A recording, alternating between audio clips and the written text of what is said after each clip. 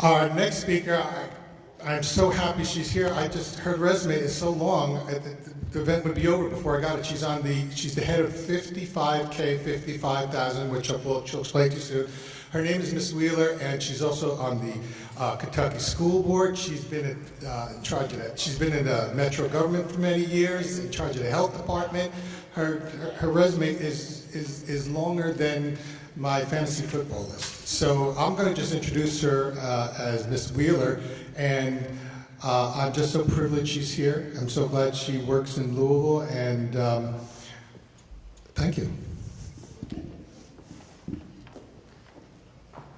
Thank you, Doug. I'm really, really glad to be here too. Boy, these lights are bright. And it is, somebody said before, you must not be seeing because of the lights. That's exactly right. So you guys are going to have to shout out at me. So I'm really glad to be here. I think Doug's passion and energy about bringing generations together, talking across generations, really understanding what we're all doing and making those connections is what it's all about. I bring a message today of community, how this community has come together to really sort of change the odds for people living in Louisville, and in turn for what that means for our community. I represent, as the executive director of 55,000 Degrees, I represent a collection of leaders, the mayor, the superintendent of both public schools and the archdiocese schools, the university and college presidents of the area, and business leaders, community leaders, faith leaders, who came together to say a commitment. The commitment was, we're going to raise the educational attainment in this town. We're going to not be in a sort of lower tier of cities across the country that have an undereducated populace, that we dream bigger for this community, and that we actually set a goal that by the year 2020, we'd have half of our population with a college degree. That's all very fine, that's very nice, high up here, and when Doug asked me to come, I'd said yes, but given the events of the last week or so, I said, are my comments going to really sort of ring hollow? I was a little bit concerned about coming. I had to think a little bit about, if I just give my usual stump speech, how does that ring true here today? But in fact, it's very connected. Violence erupts when people are angry and frustrated, and basically it's an expression of trying to seek power that they don't feel they have, I think, or a sense of powerlessness. And there are a lot of aspects of trying to address that problem, but part of the solution, most definitely, is education. And why do I say that? You've heard the phrase, knowledge is power. Knowledge is power. I actually looked that up to see who said that first? And they said Thomas Jefferson, actually, was one of the first to say that. And that many others have repeated it, and I want to quote for you somebody else who said that, and that's Kofi Annan, who is Secretary General of the UN. When he was Secretary General, he said, knowledge is power, information is liberating, education is the premise of progress in every society, in every family. And we know part of what drove our commitment to come together was that the workplace is changing, jobs are changing. The jobs of tomorrow require post-secondary education. They require learning beyond high school. That high school diploma, which for many, many years was the ticket to a good, steady job, is no longer sufficient. We have to be prepared to be able to learn beyond high school. When we first did this in 2010 and we launched, about 40% of the jobs in this area required some kind of post-secondary education. By the year 2020, which is when we're hoping to get there, almost 60% will require some post-secondary education. And we're just shooting for that 50%. So we know that we're not actually filling all the jobs, and we're going to have to import people, basically, to be able to do that. So education is that ticket that opens the doors. It's that hope. It's that, that empowerment, really. But it's also not free or easy. And my message to the students are you have to reach out. And there will be plenty of people who will tell you you can't do this. They'll say, college is not for you, or you're not college material, or you shouldn't try. And too often, we believe them. So my second message, after knowledge is power, is we're talking about you. And I'd like to take a moment and say who the you is. Could I have all my students stand up, please? Please, students, stand up. If you're a student, I want you to stand up. And I mean if you're an adult student too, right? The rest of you, let's give these scholars a round of applause. We have to celebrate you. You are scholars, and you have to think of yourself as scholars, because that's exactly what you are, and we need to applaud them more. Thank you. So this is a story, as I said, about a partnership between schools and city and community organizations. And, you know, we said, okay, it's one thing to make this commitment, but how are we going to work together? We're certainly working at the systems level to make sure that our schools are doing the right thing, that our colleges are helping students persist. And we had to look at the data and say, where are we falling down? And one of the things we knew was that, that many students are the first generation students. They didn't have parents or somebody in their family that had gone to college, and we're asking them to think about that. So we thought maybe the thing to fix is college knowledge. How much do people know about college? And so we put together these programs. Close the Deal. This was a high school program to make sure in the beginning of their senior year, they understood that this is the time to close the deal. You have to start thinking about it. We had business leaders and mayor come into high schools and say it's time to start thinking about how you're going to go to college. You think you can't afford to go to college? You can't afford not to go to college. We're going to show you how to pay for college. We're going to show you how to apply to college. And it's going to be a year-long effort. We then did a sort of community-wide campaign on College Application Month in November of every year, that this is the time to make sure your application is in, so that in January 1, when you can start putting in your financial aid forms, you're ready to go, and that we would push that financial aid.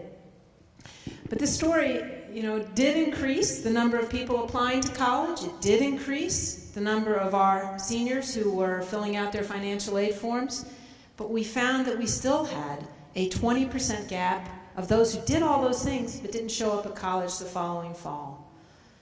So we started looking into it, and one of the first things, if you're going to solve a problem, is to talk to those who you're trying to serve. And in the focus groups with some of these students, there was a real aha, I think, because some of the students said, yeah, I filled out those forms, I filled out that college application, but I really thought you were talking about those other kids. You weren't talking to me. You weren't talking about me. So that's the conversation we have to change, that we are talking about you. And parents and adults in this room too, we have to send that message that we're talking about them. And there are lots of options. I was just having a conversation with Dr. Crawford here a little bit at lunch today about what is college. When you hear college, you think that 4-year bachelor degree program on campus, ivy covered buildings, dormitories. Yes, that is for some. But there's lots of other ways to do college. We're talking about the apprenticeship programs. We're talking about the technical certificates. We're talking about associate degrees. And all of these things are the tickets to be able to get those better jobs and to be able to do what you want to do. So we're not saying that everybody has to follow this path the same way. But what we're saying is you have to choose it. You don't have to let somebody else choose it. So that is certainly part of what we're talking about too. Another piece of this is that, yes, it's about academic skills, reading, writing, math. These are the basics that it takes to be successful in college. But we've also understand, and the research shows, that there's this other thing that's very, very important to college success. And some people started calling it the grit factor, the perseverance, the hard work.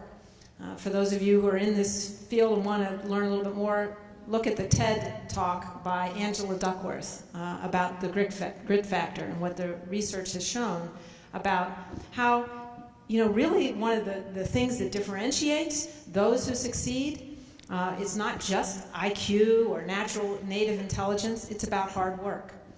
Now we sort of know this. You don't have to have research to show you. I don't know if any of you were like me, staying up pretty late last night, watching a group of young men who've been working pretty hard to get where they've gotten.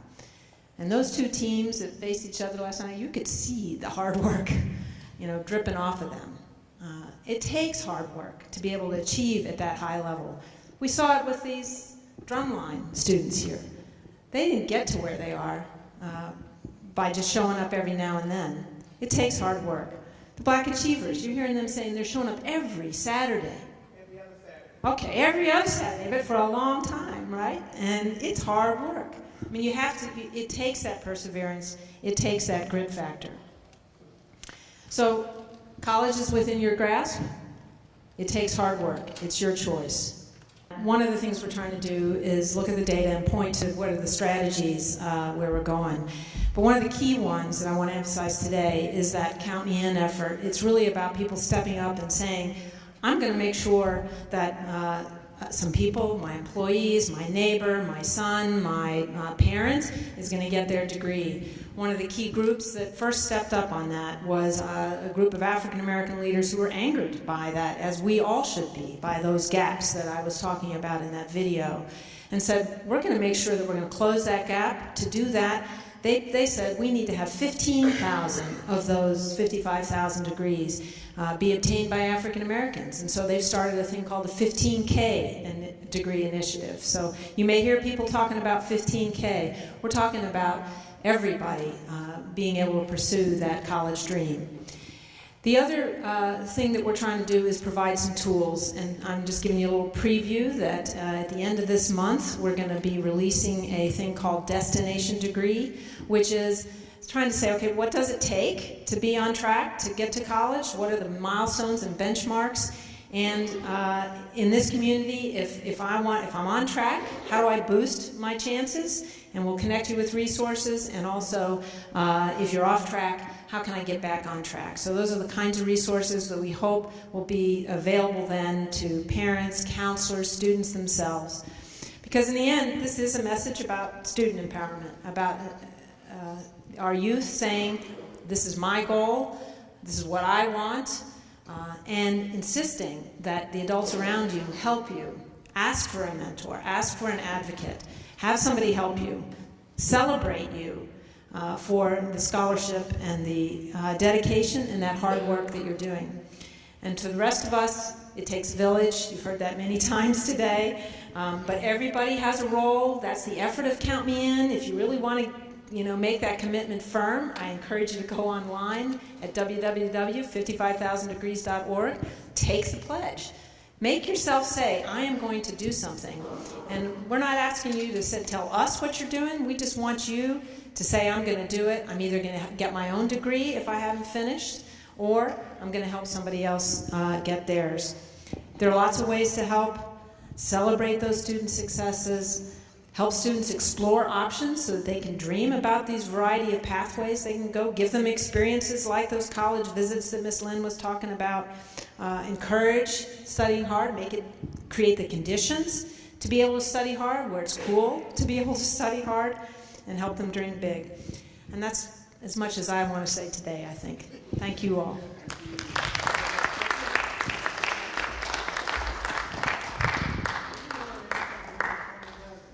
See, I got your picture. They look identical. It's like that movie. I got two questions, and I'm going to put you on the spot. Look out, okay? I'll put that on there, too. These are tough questions. Devil's advocate. $1 trillion in student debt came out the other day. What can be done to ease the burden for students who graduate and have that kind of debt? So there's many answers to that question. Absolutely, colleges are getting too expensive. Part of that is the disinvestment of our state governments in college education. We, U of L and JCTC, used to have about two-thirds to three-quarters of their costs were covered by the state funds. Now only about a fifth. So tuition is increasingly bearing those burdens. So that's why student debt has gone up.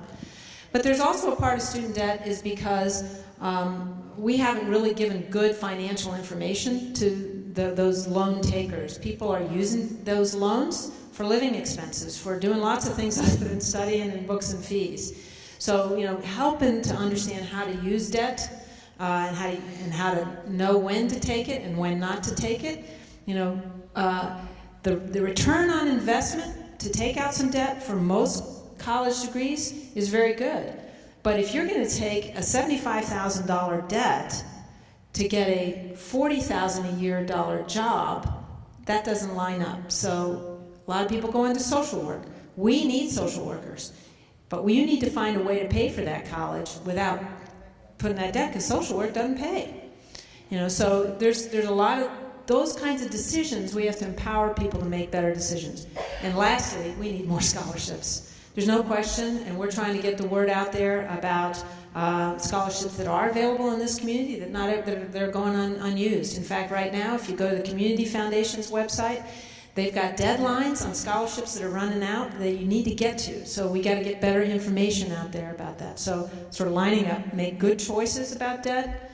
Also, we need more scholarships and lobby there's lots of things to lobby our congresspeople and state legislators about, but that's another one of them. Some scholarships go unused. That's right. Well, what happens is that people leave money to the Community Foundation. They've long passed, but they've said, I want a scholarship for, a blonde person with blue eyes who also is a basket weaver. And, it's hard to find that person sometimes. So, that scholarship goes unused. So some of it is that just matching up and finding the right scholarship, and sometimes just people not knowing about it, so. Okay, one more hard question. Is it worth it? I hear people say, you don't need a college degree anymore. Is that true? You don't need a college degree. So I mentioned there's 60% of our jobs that require a college degree. That means 40% don't. But if you look at the pay of the differential, often, there's no question about it. If you have a college degree, you have a $1 million difference versus a high school diploma on average. That doesn't mean every job, but over your lifetime in earnings. And when you looked at the recession, who was unemployed? About 14% of those with just a high school diploma or less were unemployed, whereas those who had a bachelor's degree, only about 4% were unemployed during the height of the recession. So the college degree is not very, and let me also say, there are many good jobs that require that require some additional training beyond high school. Welding's the example that gets mentioned most often in this, because they're looking for welders, and welders can make $70,000, $80,000 a year in the prime. But they have to get that training beyond high school. That's a welder certificate. And you know what? Welding requires math. So you have to have those basic high school skills as well. So what we're saying is there's lots of pathways. Almost all of them that have a good income attached to it require education beyond high school. $1 million over the course of your lifetime. Well, you knocked those two out of the ballpark. Would you mind reading this for us? I'm going to put on the slide. Oh, I'm sorry. Is there a question? I can't see that. Go ahead. Please, come on up. As a school teacher, I was sort of surprised that one of the quotes for a prominent individual, prominent organization this week, that the teachers have failed the kids in today's society. So from your perspective, as a state board of education member and what teachers are expected to do, how would you react to that comment? I would say that they were mistaken, that the system has failed the students. Teachers are, out there doing their very best. There's no question we've got great teachers. We've got most teachers didn't go in it for the money. They went in it because they wanted to make a difference. Now, some teachers have been at it a long time and have lost their passion. But most of us know that teachers that we've interacted with are doing their very best. Now, skills have changed, requirements have changed. We need to invest in our teachers to make sure that professional development is there and that there is that they have the conditions as well. Let me just go back to one of our major planks as the State Board of Ed in this session at the legislature this year was to reinstate professional development funds and textbook funds. The legislature, we have not in this state funded textbooks to school districts for 3 years. I mean, if you don't have the basic tools, you can't do it. So I think our teachers are doing yeoman's work, and we need to applaud them and thank them. But we also need to give them the skills and the opportunities to continue to grow and to meet the needs of kids in today's. And sometimes we're talking about culture too. I mean, we have to change system-wide our expectations. That we have high expectations for all kids.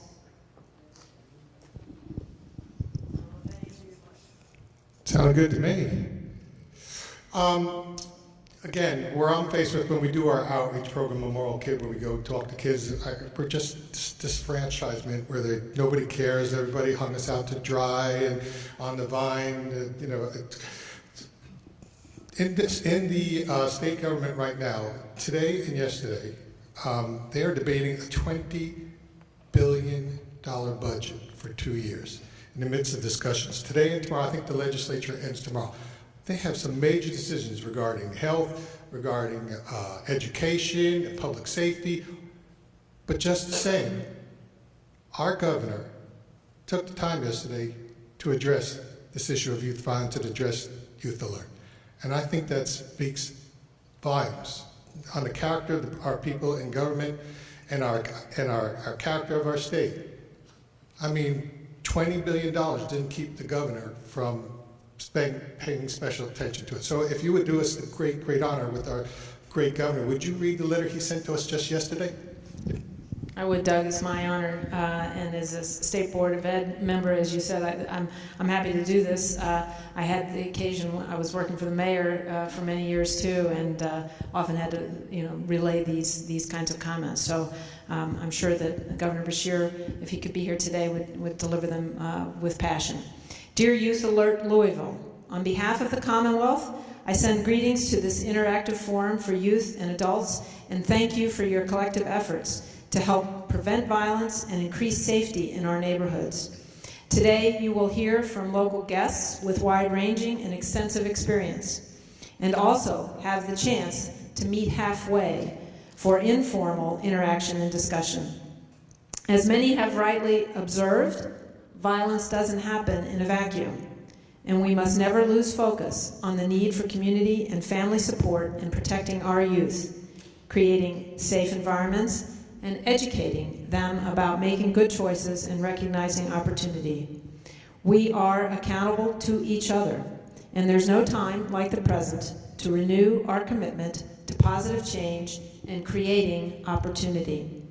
Thanks to Win the War Against Violence and all the organizers and participants in this important community dialogue. Best wishes for a productive and informative event. Sincerely, Stephen L. Beshear. Thank you for coming.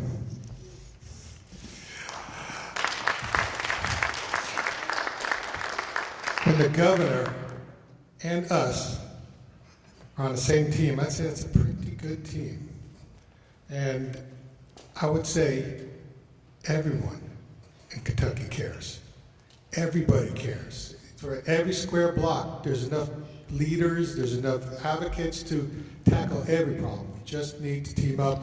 And I'm going to carry the banner of what our honorable government said today, just like I carry the banner of what everybody who speaks here. I'll be pushing their words to every street corner that they spoke, because it's when we surround kids with this kind of unity, I mean, they're outnumbered. Eventually, they will all get the message.